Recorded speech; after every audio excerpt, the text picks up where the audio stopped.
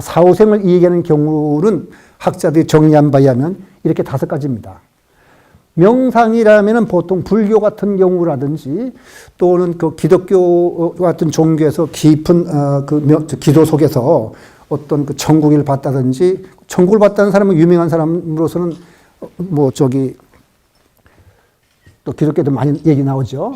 이런 경우가 있고, 그 다음 임사체험이 있습니다. 뇌사 상태에서 사후세계를 경험하고 자신의 수술 장면을 본다든지, 최면 가운데 전생 사건을 기억하고 불치병이 낫는 경우가 있습니다. 아무리 의사가 진료를 하더라도 낫지 않는데 최면 퇴행을 통해서 전생에 이러이러한 일을 겪었다는 것을 알고 보면은 그거 아는 순간 깨끗이 병이 낫는 경우가 많이 보고됩니다. 그래서 영매는 우리로 치면 이제 무당이겠네요. 어떤 영적인 능력을 가진 사람이 깊은 어떤 그 산매 속에서 저쪽 세계의 교신을 통해 가지고 전하는 건데 거짓말이 너무 많습니다. 진지하게 인간의 그 마음 문제를 연구한 아주 위대한 그 심리학자 윌리엄 제임스는 영매를 믿었는데 그 사람들이 비난을 많이 했거든요. 당신 같은 뛰어난 학자가 그렇게 비과학적인 믿음을 믿어서 되겠냐고 했더니 뭐냐고 그랬냐면 그 영매가 죽은 자기 아들과 윌리엄 제임스 나만 아는 어떤 비밀 얘기를 그 사람이 했는데 100명이 다 사기꾼이고 거짓말을 하더라도 한 사람만이라도 그런 신비스러운 얘기를 나한테 들려줬다면 내가 믿을 수밖에 없지 않느냐 이렇게 말했는데 어쨌든 저는 제가 그 삶과 죽음에 대해서는 다른 이유로 여러 가지 강의도 하고 읽고 제가 읽은 내용을 또 요약해서 정리하는 일을 합니다만은 영매는 제 연구에서는 빠집니다. 왜냐하면 거짓이 너무 많기 때문에 누구의 말이 진실인지 알 수가 없어서요. 그다음 자발적 기억. 이거는 특히 누구가 유명하냐면 2008년에 세상을 떠난 그 버지니아 대학교의 석자 교수인 이안 스티븐슨이 이 자발적 기억을 떠올린 어린아이들을 통해서 전생 얘기를 통해서 한 3,000권 정도를 수집을 해서 책을 써냈습니다. 그래서 이런 이 5가지가 보통 사후 세계를 이야기하는 사람들의 그 이야기 내용입니다. 그래서 이게 시간도 많지가 않은데 제가 그 5가지 얘기를 다 할 수는 없고요. 딱 2가지만 말씀드리려고 합니다. 그래서 뭐냐면은 그 임사체험의 대표적인 사례 하나하고 전생체험에 대한 대표적인 사례를 하는데 그래도 제 마음속에서 떠나지 않고 여러분들에게 전해주고 싶은 말씀이 하나 있어요. 그건 뭐냐면은 이 사람도 정신과 의사인데 알렉산더 캐논이라고 영국 정신과 의사라서 사실은 일찌감치부터 최면을 통해서 그 전생 얘기를 세상에 전했던 사람인데 이 사람이 내면의 힘이라고 해가지고 이것도 아직 번역이 되어 있질 않아요. 그냥 The Power Within에서 이렇게 밝힙니다. 내게 윤회로는 악몽과 같았다. 누가 윤회를 한다 그러면 이 사람은 정신과 의사니까 의사는 처음부터 대부분의 경우에는 유물론자들입니다. 악몽 같죠?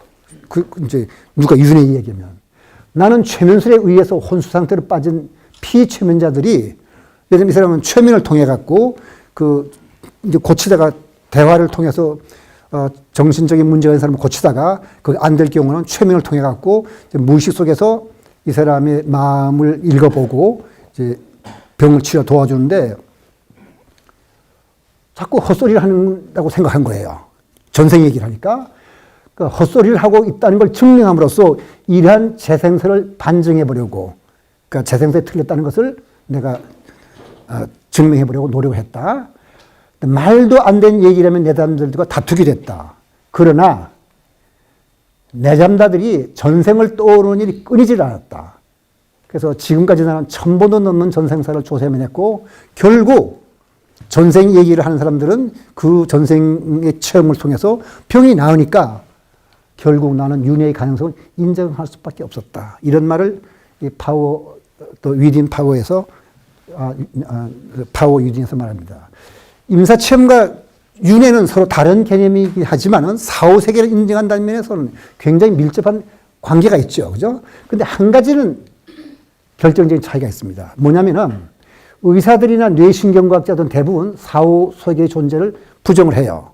부정을 하지만은 그걸 부정하니까 뭐 전 세계 얘기는 부정하긴 하는데 주류학계에서도 임사체험이 말하는 사후세계는 그 95% 학자들이 부정하지만 그 95%의 학자들도 임사체험 자체는 인정합니다. 왜냐하면 환자가 그렇게 체험했다니까 그걸 부정할 길은 없죠. 그건 받아들이는데 단지 그거를 어떻게 해석하느냐.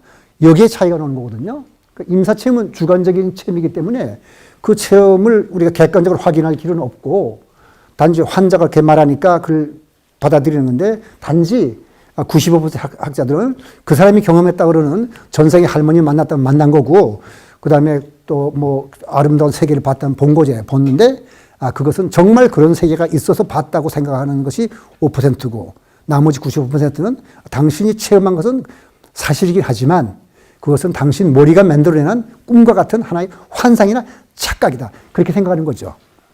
그래서 아까 말씀드린 대로 95%의 전문가들이 임사체험을 부정한다 그래서 임사체험 자체를 부정하는 것이 아니라 임사체험이 그 사람이 머리에서 만들어놓은 꿈과 같은 하나의 일종의 환상이다. 이렇게 생각하는 겁니다. 그러니까 체험자가 말하는 걸 부정할 길은 없죠.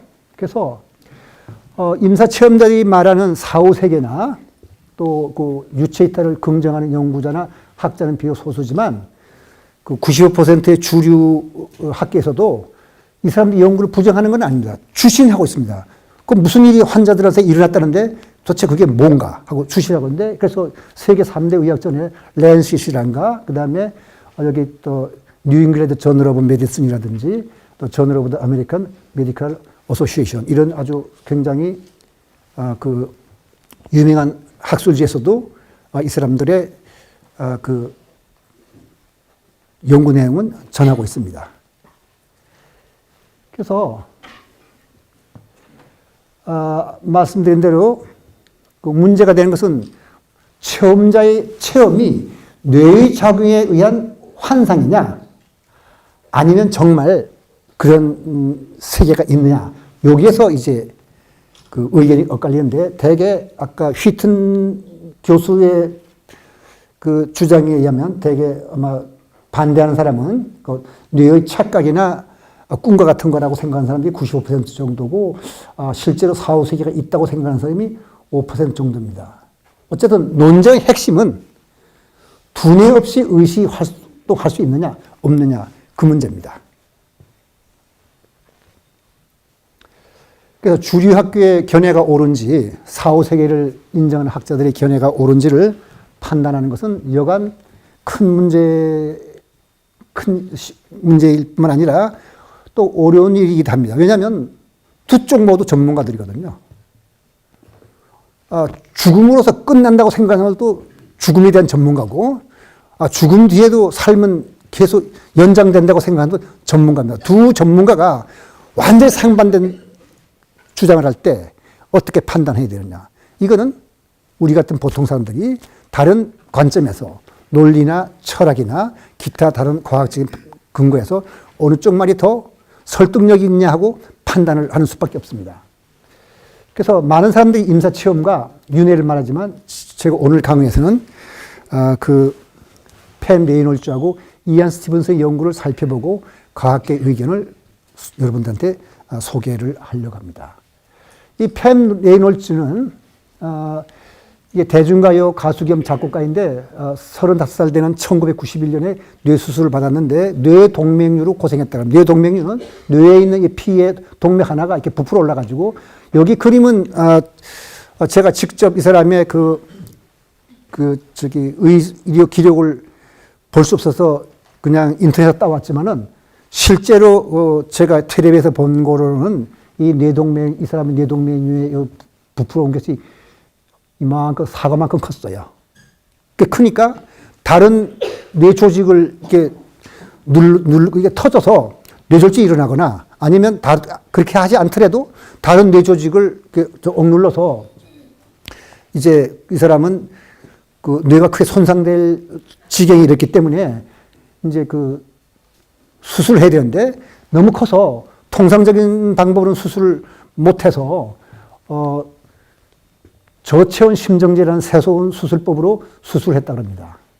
그건 어떤 수술법이냐면은 환자의 그 체온을 섭씨 10도로 낮춰 심장박동과 호흡을 완전히 정지시키고 또 뇌파가 완전히 정지가 돼서 뇌파는 우리가 몸에서 우리 머리에서는 한 4가지 또 긴장을 할 경우는 뭐 1가지 더 나와가지고 한 5가지 정도 뇌파가 있는데 완전히 뇌파가 정지 상태였고 뇌피가 흘러가지 않았어요.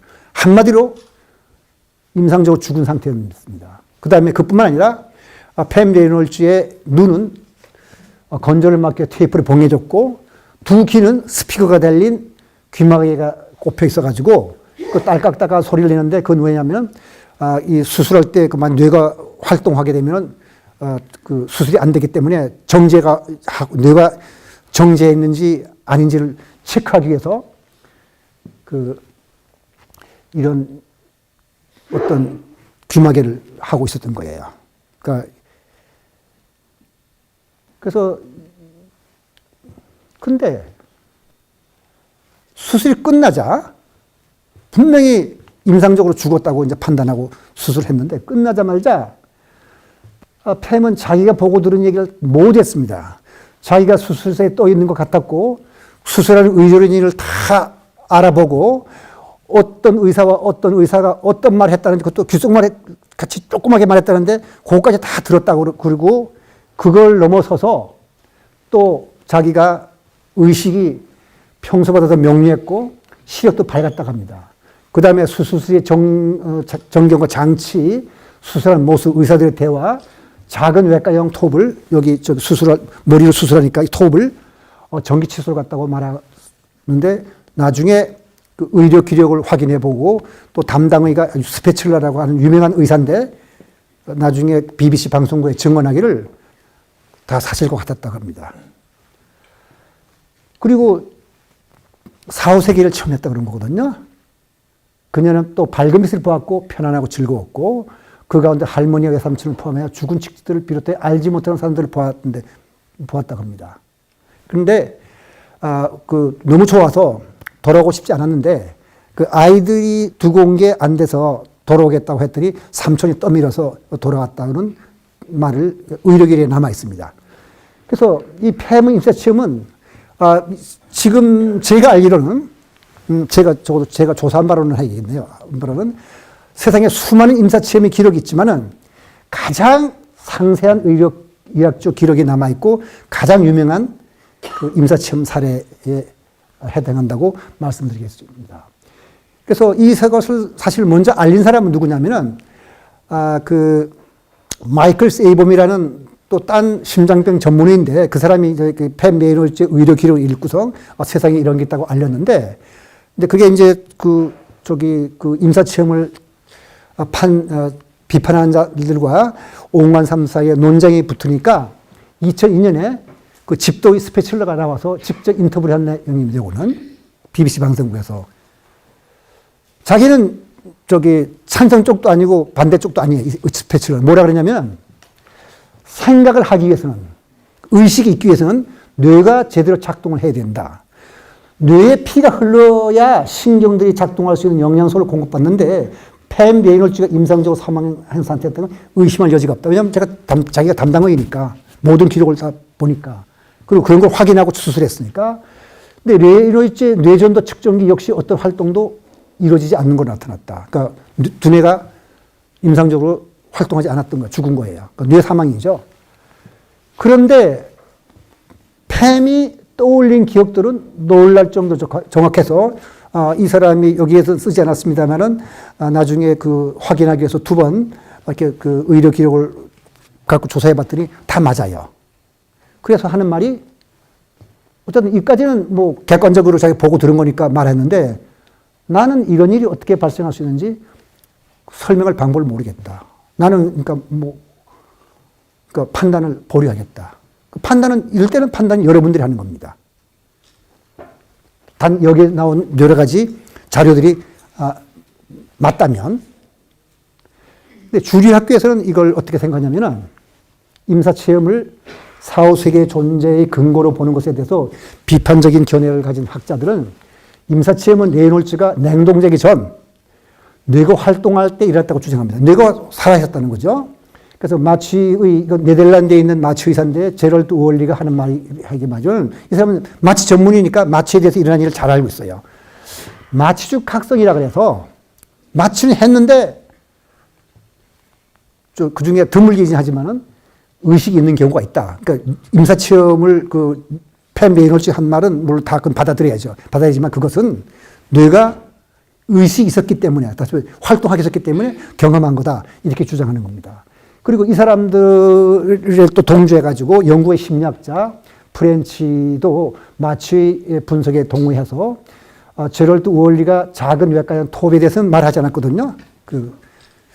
말하지 않는데 이 프렌치 생각에는 그것은 그 외과형 톱이 작동할 때 나는 소리가 치과의술이 사용하는 드릴과 같기 때문에 의식이 있을 때 그 소리를 듣고 칼의 모양이라고 짐작했을 거라고 이제 이렇게 설명하면은 합리적이다. 이런 말을 제럴드 우얼리와 이 크리스토퍼 찰스 프렌치가 말하고 있습니다. 그러면 이게 지금 양쪽 전문가들 중에서 대표적으로 주장을 제가 여러분들한테 지금 보여드린 겁니다. 그럼 어느 쪽이 더 말이 믿을 만한 건가?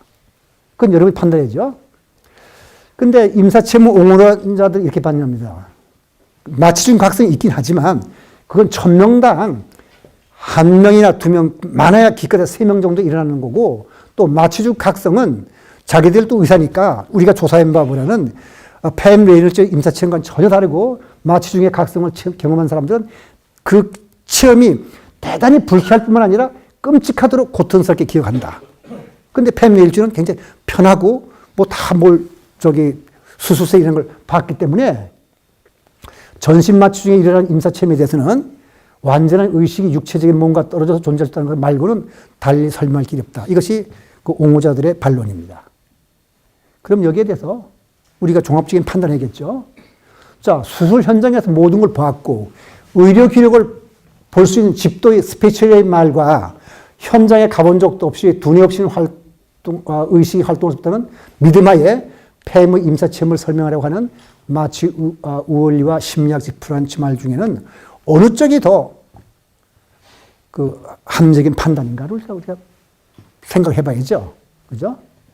네. 적어도 두뇌 수술을 하기 위해서 냉동 상태에서 마취 상태인 환자가 그것도 눈도 가렸고 귀에도 지금 귀마개를 했는데 수술용 톱을 볼 수는 없을 겁니다. 그러니까 마취 중 각성을 또 우리가 인정한다 하더라도 그것이 1000명당 한두 명이 있다 하니까 자기 머리를 수술하는 칼을 여기 있는 눈으로 볼 수는 없겠죠.